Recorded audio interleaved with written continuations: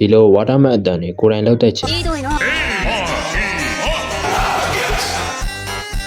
ဒီနေ့မှာတော့ watermark အတန်ဘယ်လိုလုပ်ရမလဲ watermark font တွေဘယ်ကနေတောင်းရမလဲဆိုတာကိုပြပြတော့မှာပါဗီဒီယိုလေးမစတင်ခင်မှာပြောချင်တာကတော့ edit နဲ့ပတ်သက်တဲ့အကြောင်းအရာတွေကိုအမြဲတမ်းရှင်းပြပေးနေတာမို့လို့သိချင်တာလေးတွေရှိရင် comment မှာရေးသွားပေးကြပါဆိုတော့ဗီဒီယိုလေးကိုစလိုက်ကြရအောင်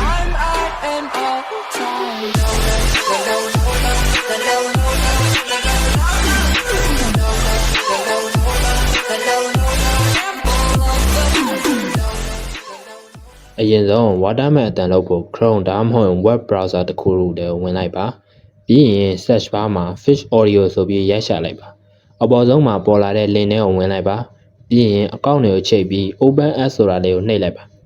text to speech ဆိုတဲ့ထဲဝင်ပြီးမြားလေးကနေတဆင့်ကြိုက်တဲ့ဇာတ်ကောင်ကိုရွေးလိုက်ပါ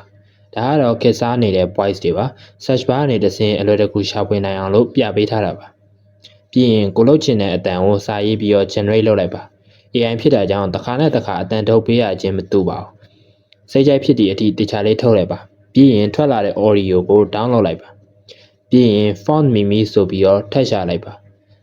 အပေါ်ဆုံးမှာပေါ်လာတဲ့ link ထဲဝင်ပြီးကိုလုပ်ချင်တဲ့ font ကိုရှာလိုက်ပါ font name တွေကိုတော့ TikTok YouTube တို့ကနေအလွယ်တကူရှာနိုင်ပါတယ်ကြိုက်တဲ့ font ကိုတွေ့ပြီဆိုရင်နှိပ်လိုက်ပါ preview ဆိုတာလေးကိုနှိပ်ပြီးကိုလုပ်ချင်တဲ့ text တွေကိုတစ်ခုချင်းစီရိုက်ပြီးဒီအောက်ကကိုလုပ်ထားတဲ့စာလေးကိုအကြာကြီးဖိပြီးတော့နှိပ်လိုက်ပါပြီးရင် download image ဆိုတာလေးကိုနှိပ်လိုက်ပြီးထောင်းလိုက်ပါနောက်ဆုံးအဆင့်အနေနဲ့ down ထားတာတွေကိုတချင်းနဲ့ကြိုက်အောင်ကက်ကက်ထဲသွားပြီးညှိလိုက်ပါအတန်တို့အကျယ်တွေကကက်ကက်မှာပို့ပြီးတော့အဆင်ပြေရကြောင်းမလို့ကက်ကက်နဲ့လောက်ခိုင်းတာပါပြီးရင်ဗီဒီယိုကိုထုတ်ပြီးကိုကြိုက်တဲ့ app မှာ edit လို့ရပါပြီဗီဒီယိုလေးကိုအဆုံးထိကြည့်ရှုပေးတဲ့ကျေးဇူးတင်ပါတယ်နောက်ဗီဒီယိုမှာပဲပြန်တွေ့ကြမယ်